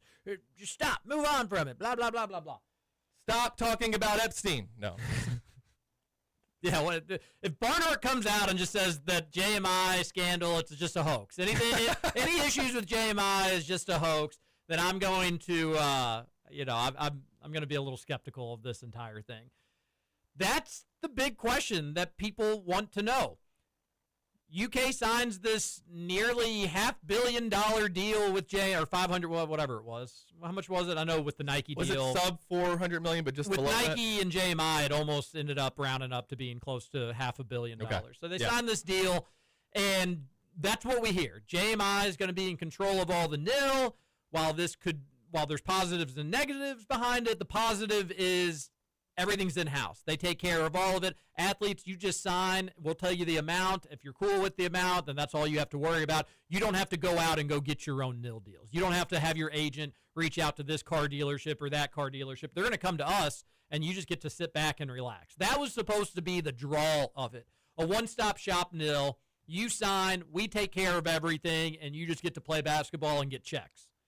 Well, what seemingly is happening is athletes are saying, all right, well, the money sounds good. You're going to pay me this much. I'm cool with that. Cool. Yeah, that sounds good. And seemingly right when they get ready to sign, the players' agents are saying, all right, so this contract's great, but he can still go do this, that, and that, and that and get money, right? And supposedly and allegedly, JMI is saying, no, you can't. When you sign with us, this is what you're getting. You don't have to worry about that stuff. That's the whole draw here. And they're saying, all right, well, yeah, I get that we don't have to worry about it, but what if we want to do it? What if this company just randomly comes to me and says, hey, we'll give you $5,000 to show up, sign this thing? Mm-hmm. This is where it gets confusing because there is one school of thought that says JMI says no to that. But then you have this weird burner account that seemingly knows what they're talking about on Twitter that is responding to anybody that is talking JMI and saying that isn't true. That's weird. And to be fair, they are tagging Grok, AI in it, and saying, hey, Grok, can UK athletes with JMI get their own deals? And Grok, which can be wrong, but is AI, is coming out and saying, yes, UK athletes can get their own deals outside of JMI. They're free to do whatever they want. As long as they are legal, as long as they are approved, and they have to just be legal for businesses to be able to advertise, and secondly, legal with the NCAA. Remember, Mitch Barnhart isn't letting people cheat. Not going to let people cheat. Yeah, we got to follow all the rules that are, what rules? All the rules that he made up. What? are the rules? Yeah. What are the rules? What are the rules? I do wish I would have had the foresight, or at least like I could have asked in that press conference. What are the rules? Just explain it, because I'm a pretty big fan. I follow this stuff pretty closely. I don't know what rules are being broken everywhere else. And if they are, then are any of those schools going to face a punishment? Because what's the old thing? Like, without a punishment, there is no rule. Yep. So, TJ, the NCAA just doesn't exist anymore in the way that it did even 7, 8 years ago. 6, 7 years ago. We still doing that? See, you all bring up, because what are the rules? We don't know. This is possibly the most lawless era of NCAA sports of all time. Yes. There are no rules to anything, because what happens? Immediately one school pays this player a certain way, and then it's like, oh, well, we're the NCAA, we don't really like that. Okay, well, then we'll just take you to court, we'll spend all our money, and then the NCAA is like, okay, well, never mind. We don't have the time, resources, whatever. We're already worrying about do what you want. I mean, they're already allowing JUCO guys to play an additional 13 years. What is that noise? I'm sorry, that was my bad. Sounded like you're about ready to break into a beat. I didn't know what it was. I thought it was something playing. It sounded so professional. Yeah. So all right, people are confused by JMI. You've got a weird JMI burner account out there trying to say actually this is all just Matt Jones' fault, and it's not true. It's just another bad look for UK athletics and Mitch Barnhart. This is another example of needing some leadership, needing an adult to come out and say, hey, guys, I'm going to do a sit-down. I'm going to have my JMI team. Any questions you all have, we're going to answer them for you all right now. Bring your toughest questions for us. We've got one of the most athlete-friendly, nil situations in all the country, and I want to scream it from the mountaintop. So let's bring on all your questions, because once I answer them, you all are going to feel a lot better about this stuff. But he's not doing it. Why is he not doing that? Because he can't. So something's not right with this whole thing. Well, they say, TJ, the argument is that they don't want the playbook to leak, and then everybody else copies what Kentucky's doing, and now we no longer have a leg up. We haven't signed anybody. Nobody's copying us. Who would copy this? Even if this works, right now, who's copying such it? A dumb thing to and say. you don't have, right now you've lost out on recruits. And the fans notice that. And the basketball team isn't winning. And you might, the football team is signing some guys, and maybe there's some momentum there, and if that all works out, that's great. And then maybe we do go, well, then you hired Mark Pope, and he can't land recruits. So either way, this is not good from the guy in charge, right? I mean, I want to believe that this is going to be good for Kentucky, because we're going to be in this contract until 2040. I will be 50 years old when this contract expires. Now, I've argued, hey, how about we just see if the SCORE Act passes, or can we agree to a smaller contract? Can we do 3 years? And then if the SCORE Act doesn't pass, we go, okay, we're going to reevaluate. We're waiting on Congress? Seriously, that's where we have to hope that this all works out with Congress? Oh, I have so much faith. If this season goes poorly, there definitely needs to be, and we don't have any good recruits coming in, there needs to be an explanation as to what is going on. So here's what I totally agree with that, and here's what I tweeted out. This isn't adding up. There's a disconnect somewhere, and it could be so easily resolved. But here's the deal. The narrative is that JMI is an issue for UK. Cats aren't landing these recruits. It's an easy scapegoat. JMI. I don't know if that's totally true, though. To JMI's credit, I'm not defending JMI, but I'm also not sure if this is all their fault either. Yeah, I think that's fair. So here's just what I tweeted out earlier today. In the last 2 months, Kentucky thought that they had 2 players locked up. Didn't Trilly make a pick for? Yeah. I mean, Trilly's never wrong. And Never. I think he made a pick for Stokes to UK, and he definitively did for Collins to UK. I know that one to be true. Yep. And, So- and he was not the only one that was ready No. to say Stokes to Kentucky. Oh, my and, heavens, and no. already have signed, by the way. Yeah. It was literally waiting on ink to paper. So UK's about to sign these 2 dudes, seemingly, and then it doesn't happen, or it's pushed back a little bit further. So was UK? Here's just what I'm thinking: was UK close to landing them, And then through the finalized negotiations of the contract, the players realized JMI wasn't as friendly as they thought, and maybe this deal wasn't as good as they thought. That's an option. On another side of things, it could be that the money was good and the contracts were great, and there's a reason why UK led. But when it came to put pen to paper, the players just said, dude, I don't mesh with Pope. I don't want to play for Pope. I'm going to get a lot of money wherever I go. I'm going to be made in the shade wherever I go. Why do I want to play 22 or 23 minutes where I can go to this place and play 31 minutes and be the dude? And he won't sing Hamilton the entire time during practice. All right, so that's another option. We just have to be realistic about that players may not want to play for Pope because those rumors are out there. The top dudes want to go places and be the guy instead of just all the mumbo jumbo, love up on everybody, and everybody's going to be friendly. And we're don't want to everybody. split. Lamar Wilkerson doesn't want to split time with Trent Noah. No. I mean, let's be real. I love Trent Noah. He had a lot of look shots. Look what last Lamar night. Wilkerson did yesterday. Can anybody blame him for wanting to go do that? Barnhart says that nil isn't an issue. UK puts together a $22 million roster, but now JMI is an issue. And I need to be transparent here. The deal with JMI has been in the fold for a little bit now, but this is a new deal with JMI that happened, this summer peak? When was it that they signed August. August, okay, so late summer that they signed this deal? Yes. And this did restructure the agreement, basically. A new covenant, if you will. They had been dealing with JMI for a good bit now. Yeah. And the relationships between UK and JMI, they're not brand new. But there is a new formatting of that agreement. So it could be true that you could look back and say, wait a minute, so money wasn't an issue putting this roster together. Money wasn't an issue beating out Duke and UConn for Kobe Barea last year. But now all of a sudden it's an issue? To be fair to that, it could be the restructuring of JMI that is causing this now to be an issue, where it wasn't previously, where Kentucky was able to get money from the collectives and any sources necessary, with JMI also being a partner. Now it's nothing but JMI, and that's thrown a hiccup in all this. I genuinely believe it has to be one of those three options or a mixture of all of them. And I think it's probably a little bit of everything. Probably. I think Pope is having issues closing. I think part of the issues with closing is JMI related. Mitch Barnhart's, I don't think, making any of this better. And if he is, give me some evidence that he is. But something's up.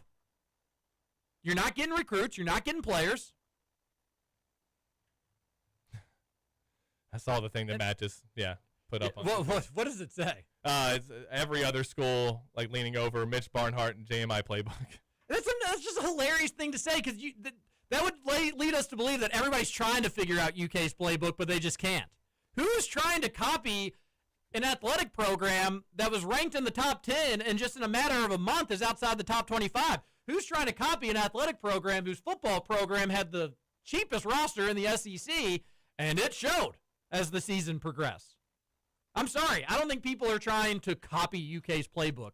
I was told. I was talking to somebody in Nashville who does. He was in same high school as me, and he lives in Nashville. He told me not to say this, by the way. So he'll never hear it. It's okay. I don't normally do this, but I don't think anything he said and nothing I'm going to share is like, oh my God, I can't believe you'd say that. Oh boy. So no, he just said, and he actually grew up a Kentucky fan. He fought and he does some NIL stuff for Vanderbilt, works with some of their collective stuff. He said that the JMI deal will ultimately be a positive for Kentucky. I said I would love to believe that. I need to believe that because I care about this stuff, and I don't want Kentucky basketball to suck because we're in this contract till 2040 that is not going to do us any good. And I do think at the end of the day, JMI needs Kentucky to be good. I mean, who's consuming their content? Who wants to partner with them if no one's watching, if no one's paying attention because the team's no good? So they need to make it work. Yes. It is in their best interest. Great point. For Kentucky to go to Final Fours and hang banners and have the international fan base paying attention to the program, right? I mean, that is in their best interest. So figure it out. He said that he thinks it will ultimately be a positive. Again, though, I would say, all right, let's say you're giving money to NIL. Nice thing to do. I mean, should you know? Like, should you be told, like, hey, here's what's going on? I mean, yeah, probably. You're giving your own money. More people would be willing to give more. And You can't say we have enough. What business ever says that?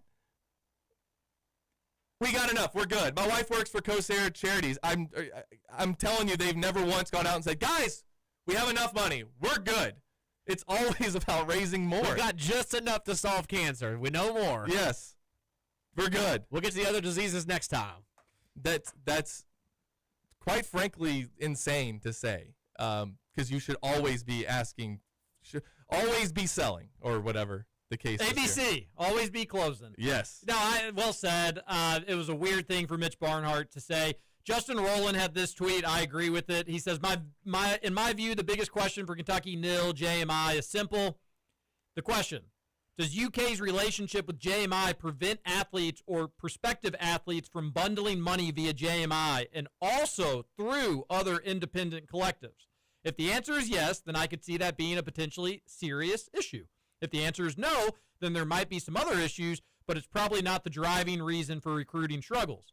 There are a lot of questions that have been posed about the arrangement, but I think that the question alone is the main crux of the conversation, and there should be a clear answer one way or another about that.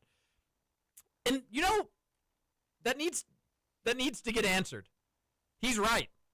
Because if the answer to that question is that yes, yeah, they prevent athletes from bundling money via JMI and also through other independent nil collectives, that puts Kentucky at a disadvantage, and it needs to be amended immediately. Yeah. It's that simple. Is the answer to that question yes or no?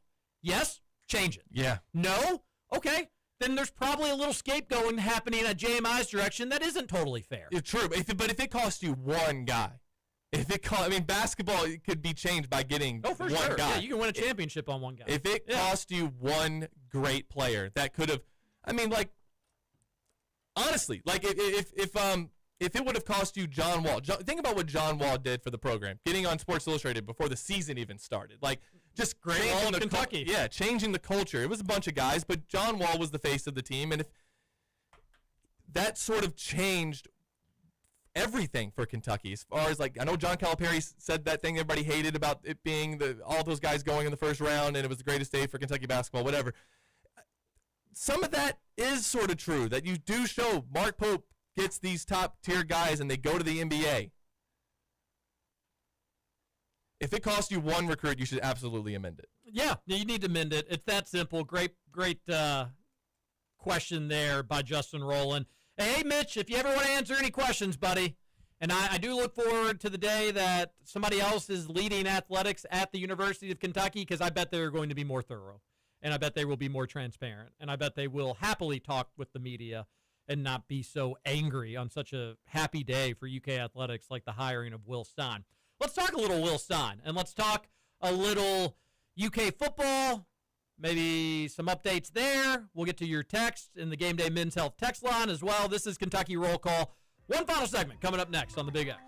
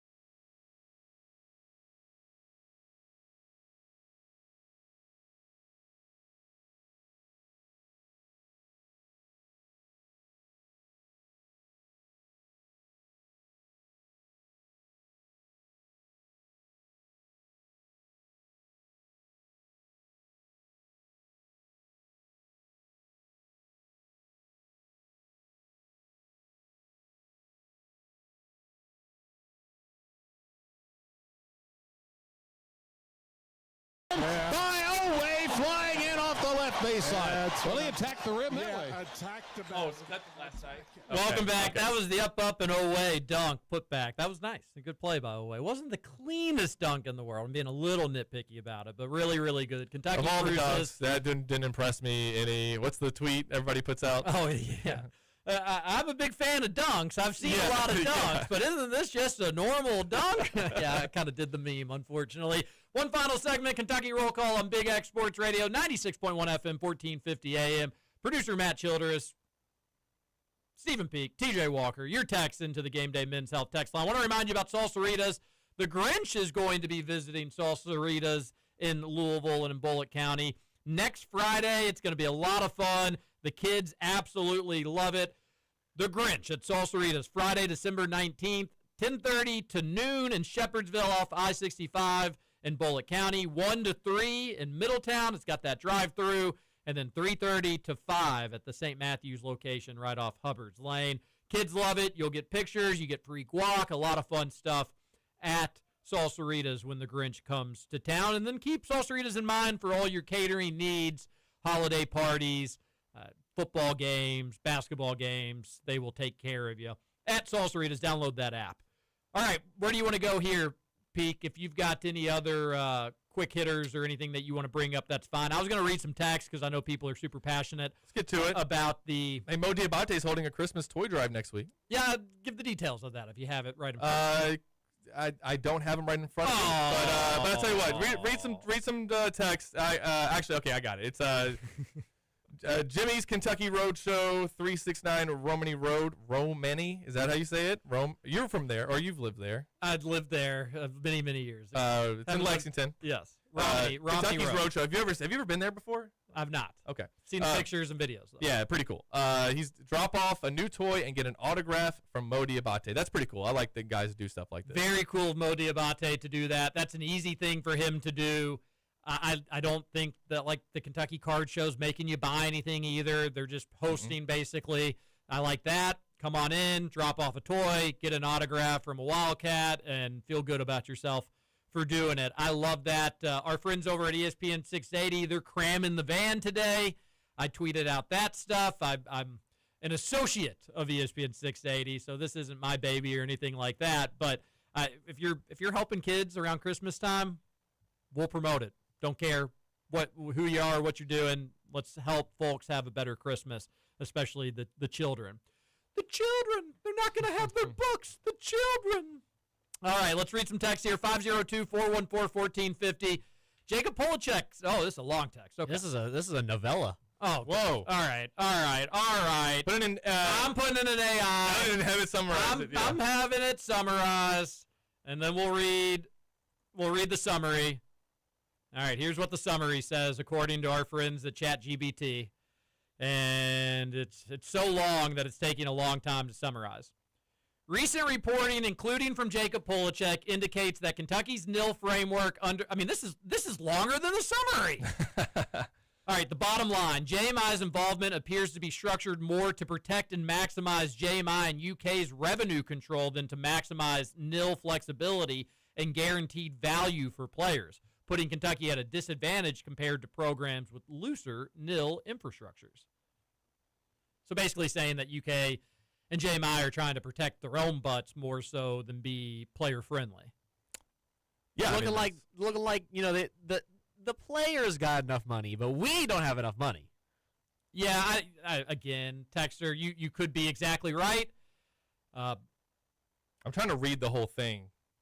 To see if it's missing anything. Yeah. All right. Well, if we missed anything that you thought was an astute point, be sure to bring that up. But we do appreciate you sending that in, but we just couldn't take 10 minutes to read all that. Shame on everyone pushing Cal out of Lexington, says one texter. Since leaving, he has beaten Pope, Patino, and Kelsey. Be careful what you wish for. It can always bite you in the rear. Here's the deal with. I have a lot of respect for John Calipari and for everything he did at Kentucky. And I have to always preface it with this, but it's like, TJ, that run the last 4 years was just, and everything before that was like good 2018, they were 10-8 in the SEC. And if he came, that was the last time they won the SEC tournament. And if he came back last year, it would have been a weird roster. You would have had JQ, Somto Cyril, Billy Richmond. It would have been like a weird collection. He would have, it's not impossible that it could have worked out for Cal, and he could have gotten UK to the Final Four in the 24-25 season after Mitch and him had that really weird, awkward press conference. Grace, gratitude. Let's start there, says Mitch Barnhart. They almost lost to Winthrop this year. It also could have been much worse. It could have been another waste of a season where every loss people were freaking out. You know how this month has been? It could have been all of last year. Yeah. And it could have been this year.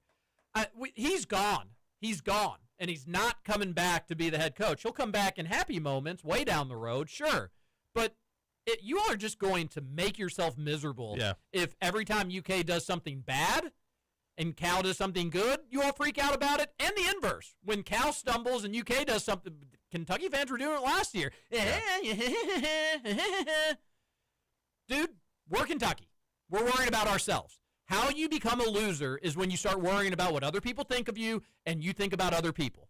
I don't give a snot about what Calipari does at Arkansas. Like you said, personally, I like the dude. I wish him well. Don't care because he's not with UK anymore. The only thing I care about is Kentucky being successful. And right now they are not. Has nothing to do with Calipari, nothing to do with U of L. Nothing also to do with run out of town. Like it's like if you have that run at that 4-year run that he had, where you didn't win anything of significance, where you had the 2 worst tournament losses in school history. It's not being run out of town, dude. You're gonna be criticized for that. Am I wrong? Like, people are gonna criticize you. You have the 2 worst losses in the tournament in Kentucky history. You had the worst season in Kentucky history. And TJ, I've even been the one that said, well, the COVID year was weird. Even Duke struggled. The one and done thing didn't really work there because you had less time for them to prepare. You didn't have as many gimme wins. They lost to Richmond in game 2, and they got killed. They didn't even have a chance. 2022-23, they had the bracket opened up for them. They couldn't beat Kansas State. 2018, the bracket opened up for them. They couldn't beat Kansas State. 2019, you beat Auburn twice. They played without their best player. You lost to them in overtime. Mm-hmm. Now, sometimes it's like, guys just miss shots. Is it Cal's fault? And I know people point out, Mike Krzyzewski had a couple of these. He lost to 2 15 seeds in 3 seasons. Well, in the middle of that and right after it and right before it, he won national championships.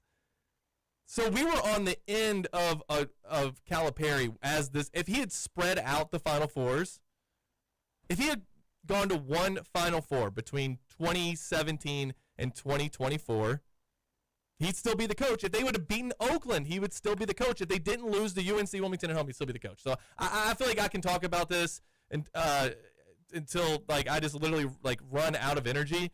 Like you said, he's not here. Let's move on. I don't think he was run out of town. Like he could be the coach here. He chose to leave on his own. I feel like with the whole Cal stuff, we're just kind of beating a dead horse at this point. If he wanted to be at Kentucky, he would still be. What's going to happen? Mark Pope has a rough time. Calipari does well, and then everybody's like, "Why don't we bring him back?" He's not coming back. He's not coming back. Move on. And you're just you're wasting time and energy by doing this whole song and dance. And I guess we're guilty of it as well. Another texter says, JMI does not have a private island. Stop saying that. Another texter says, guys, in 4 to 5 weeks, UK will have a completely different lineup. In my opinion, it'll be Quaintance, Diabate, Lowe, Owe, and Yelovich. Let Q and Marino at the 5, work in maybe 2 guards, Aberdeen and JJ, and work in 1 big, either Noah or Williams. Pope needs to stop giving equal minutes to 10 to 12 average players, play your best players the most, and forget about the rest. Maybe they will transfer, and we can use their money and minutes to go after 2 or 3 top recruits. Love it. I think that's a good Weedabix texter. That's my text of the day. That seemed a bit optimistic. Well, yeah. You look at that lineup. I can work with that. I would say, I mean, even with Mo coming back, I kind of like the idea of going with, if you have Jalen Lowe, I'd like to have a shooter out there. So Cam Williams has got to progress to the mean at some point. He shot 41% from 3 last year. He's getting open looks. I don't care who the opponent is, and all of his shots are just going long. What do you think happened with him and Jalen? I just think it was simple. They weren't given enough effort. In practice? Yeah, I think what you see sometimes, especially with guys who they're brought in to shoot, they're missing shots, and everything else goes away. Defense goes away, rebounding, hustle, because you think that's what I'm here for is to shoot, and I'm not making shots, and you get in your head. I've seen several Kentucky players go through that. I like Cam Williams' shot. It's a little low. He doesn't quite shoot from the hip like Diabate does, but it's a controlled shot. It's gonna start going in. A lot of his shots are right on target. You can always know when a good shooter is missing compared to a bad shooter. I'm not picking on Ortega Oweh. When he misses, it can go right, left, anywhere. Cam, for the most part, is missing in one direction. His shots are just going long. Eventually, it will level itself out. He's not going to shoot sub 20% against good teams the whole season. Shots are going to go in, and I like to see him out on the floor. I can't wait for that, and that lineup sounds all right to me. I also said on the postgame show last night that I do think JQ will make a bigger difference, assuming he's healthy, than even I probably let on. Didn't mention Chandler, Colin Chandler. Yeah. The best shooter. Yeah. I was like, he had to have Colin in here somewhere because that's got to be who's playing the 3. Yeah, and that's where, I'd rather Colin play the 3 and AJ play the 4, and Mo gets subbed in as an energy guy, spark off the bench, go get some rebounds, get some loose balls, play some good defense. I want Mark Pope's whole strategy works better with shooters on the floor. Can we just agree with that? Let's fill up that roster, that lineup with shooters, and then have other guys come in and supplement defense. But guys, you guys have the best shooter they've ever seen on roster right now. Yeah. He did okay yesterday. Yeah, he did. That was more like it. I'll take that. That corner threes. Always the shooting last night. Catch and shots, shoot. good shots, look good. 38%. The whole way. Yeah. 38% on catch and shoot. Has Mitch done irreversible damage to UK athletics with this JMI deal? We are locked in for 25 years and are only the only program, in the country structuring our nil collectives in-house. Also, this smells like a corrupt deal considering an assistant AD is married to a JMI executive. That stuff has been one angle that I haven't really dove all that much into. One, because I just don't know if it's true, and I know people smarter than me have reported it true, so I do probably trust that there is an assistant AD married to a JMI executive. That's concerning. I mean, that is concerning. It's a much bigger can of worms than just mentioning it. You need to dive in and find some of the relationships and see where potential corruption could lie. But that's not nothing and should be asked about. But don't worry, Mitch Barnhart, incredibly available. I'm sure he'll address this in no time. Just the level of gaslighting from UK to just say, he's actually super available. All right, then be available, dude. You're super available. Come out right now and talk. He might have to. Did I hear that he was going to do a KSR interview? I think Matt invited him on. Do it. No, I didn't. You talk all the time. Do it. I'm not trying to push and promote other people to do interviews on other radio shows. Talk to somebody. But you talked all the time, right? So talk all the time. You can't be BBN tonight. That's not. You can't do that one. No one. That was just one of the most pathetic things that has been tweeted out by a UK athletics person for them to try to gaslight us and that Mitch Barnhart actually is a man of the people and talks all the time. Nothing was just more egregious. It gives off the whole, when the ESPN YouTube stuff was going on and all the ESPN analysts and personalities were like, YouTube TV is bad. Go buy Disney. Go buy Hulu right now. And it's like, Adam Schefter, I know you do not care. You are being paid to say this. Can you please go start tweeting about trades or something? Yep.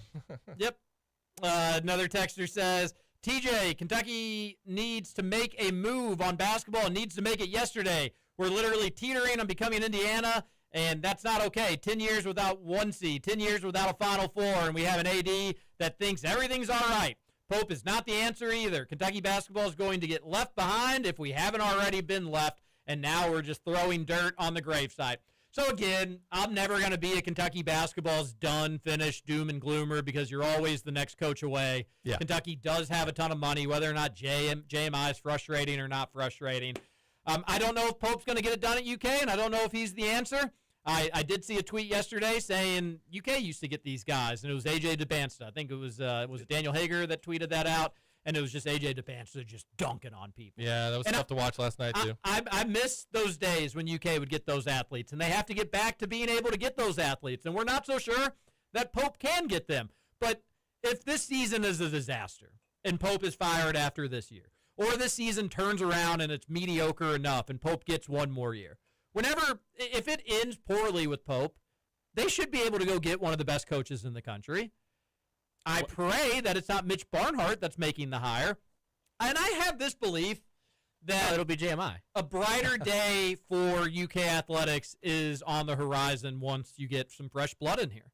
New ideas. A different look at things. I agree. Fresh eyes can I want fresh eyes on the program. And again, I know how you feel about it. Mitch Barnhart has done a lot of good stuff. He has. I think to not say that is to miss out on so many of the things that have gone well while he actually did make the right hire with Mark Stoops, and it worked for a while. He did finally bite the bullet and get Calipari to Kentucky, and that worked out for a long time. We need fresh eyes on this. It's just been here for 25 years. Yeah, it just needs to be somebody. Quarter of a century. And I want somebody new to come in and just evaluate. I think we would all feel better because if you just go with the next person in line, and I know that sucks. Like you've probably been like, I don't know who that person is, but whether it's Mark Hill or Rachel Baker or whoever that's just been kind of sitting, waiting for Mitch to retire so they can take over. I'm more like, all right, but unless you're going to just be totally different from Mitch and you just needed him to get out. But if he's going to take that advisor role, TJ, he's not going anywhere, even as if he's not the AD. He's going to take an $800,000 a year job to be an advisor. I talked about that. I was like, all right, if they're just going to hire his right-hand man, is it really going to be night and day different? It's not. Why would it be? In some regards, you could get like but it probably will be mostly the same operation. So there's a little part of me that's like, I don't know if PV is the best man for the job, but at least he would have an outside influence. He's been other places. He's gotten to the last 6-7 years, however long it's been now. He's gotten to see things a little differently. 6-7. Hey, we're still doing it. TJ, how dare you say old Motormouth Mitch doesn't talk? Everyone knows once that top button gets popped, watch out and all the tea gets spilled. Give that top button a break. It's time for that top button to retire, Mitch, okay? Hanging on. Do you think, like, at his final press conference, he just that would be great. He grabs it and, like, very slowly. That's like his drop the mic. Yeah, it's just like, and I want to thank you all for these 25 years of service. Pop! All right, everybody have a great Wednesday. We'll be back tomorrow at noon, live from 5 Iron Golf in New Loop. Come out and say hello to us. Stephen Peak, producer Matt Childers. I'm TJ Walker. Have a great Wednesday.